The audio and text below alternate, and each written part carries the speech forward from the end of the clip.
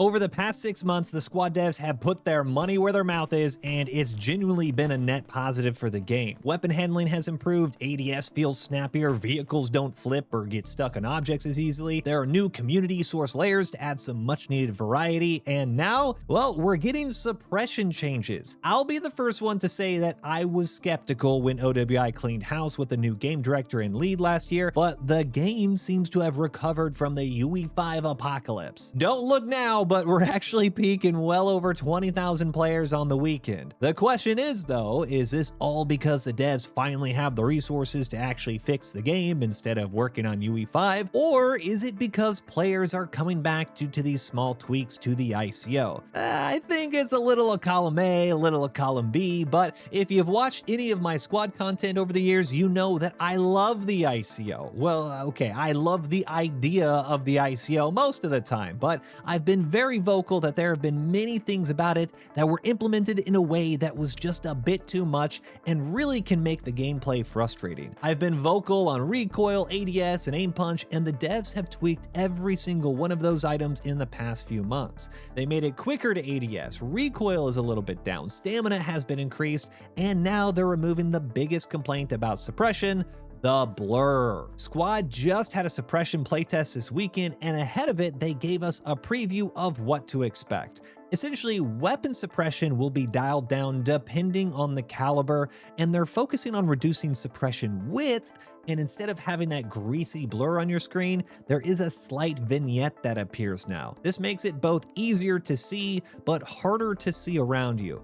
Now, personally, I hate vignettes, and the sneak peek did not get me excited for playing with this suppression at all. But one interesting change is that you can't hold your breath to steady your shot while suppressed now. So although the playtest has officially ended since it was last weekend, and to be honest, it was really just for like an hour and a half or 2 hours on Saturday since the server depopulated immediately after Al Basra, if you do download the playtest right now, you'll be able to play around with this a bit in the Jensen's training range since the kill house has bots, so you can still test this all for yourself. Now, although I did not like what I saw in the dev's video overview at all, it actually feels pretty good when you're playing in-game. The vignette does not overpower your screen as much as I thought it would, and it does a surprisingly good job at reducing your peripheral vision without being too cheesy. I honestly think that this is a massive improvement now that I've felt it out myself. It really makes you focus on what's directly in front of you without being too annoying. But this is all just from the Jensen's training range and being shot at by bots in a really close quarter situation.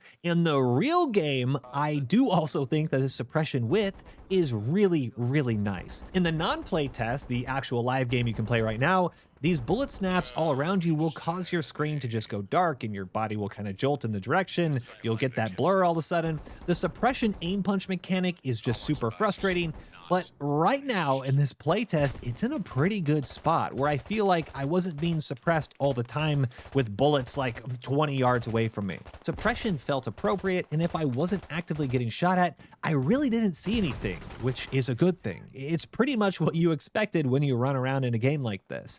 I will say though that the change to holding your breath, or rather being unable to hold your breath when you are suppressed, did make it seem that even if I wasn't able to kill someone, they kind of had to get behind cover and reset since I was still shooting around them and slightly suppressing them. I think this is better for both parties. The person getting shot at doesn't have that screen blur that they then have to wait to just leave the screen, and the person doing the shooting isn't just going to get plunked at when the guy just holds shift and hits you instantly. It really is a nice change, and I think it is a good middle ground between what we had before and the intention of the ICO. The whole point isn't to make the game unplayable. The whole point is to kind of force players into protecting themselves a little bit more, make it harder to stay in the line of fire and play a little bit more tactically. Obviously, not everyone's going to do that, but the current implementation from this playtest is in a really, really good spot. I was a skeptic, okay? I wasn't a believer, but OWI, you done good with this one. There's also a new roadmap that was released recently, and it does highlight a few of the other changes that they've done in 2026, as well as what they want to do in the future, even though there isn't a timeline. There's going to be a new party system, so it is easier to join games with friends. There's going to be an addition of an in-game clan system called Companies, which is sorely needed. And I think it's going to be a bit like the companies or battalion or whatever they used to call it in Battlefield, where you can manage members. Tags will be all consistent between everyone who's in. Maybe there are officers or NCOs that can help manage things. Whatever it is, more social options in-game is a net positive for the growth and sustainment of the community. So I think this is great. Now, there is also going to be a new map called Oskil River. They did have a little bit of a sneak peek on this in the video, and it looks pretty work in progress. There's not much info on this one, but this is where it is in Ukraine. So I'd assume it's going to look kind of like this in the game. Oskil River was also the location of one of the dams that was destroyed during the Russia-Ukraine war, and Russia used it as a makeshift defensive line back in 2022 during the Kharkiv counteroffensive, but they were finally able to get back over the river last year. Either way, it's been an important battle area for both sides, and it should be interesting to play on. But one thing to note, it does look like they'll have a bit more of those trench systems that OWI teased last year. Now, one kind of negative confirmation, though, is that the devs are not going to include the French faction anytime soon. It's been relegated to the R&D portion of the roadmap, and that doesn't mean they're not going to be included in the future. They said they're still 100% looking at it,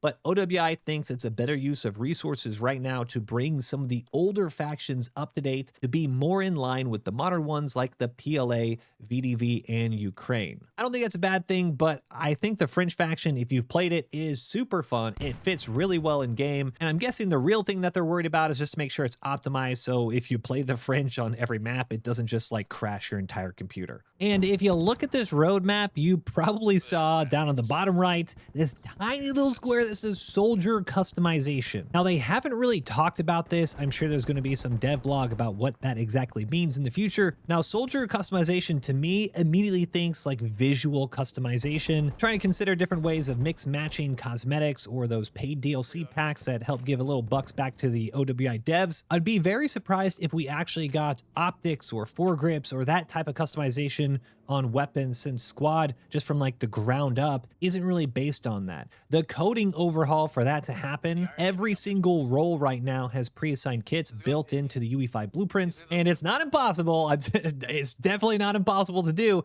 I would just be absolutely shocked if they had weapon customization.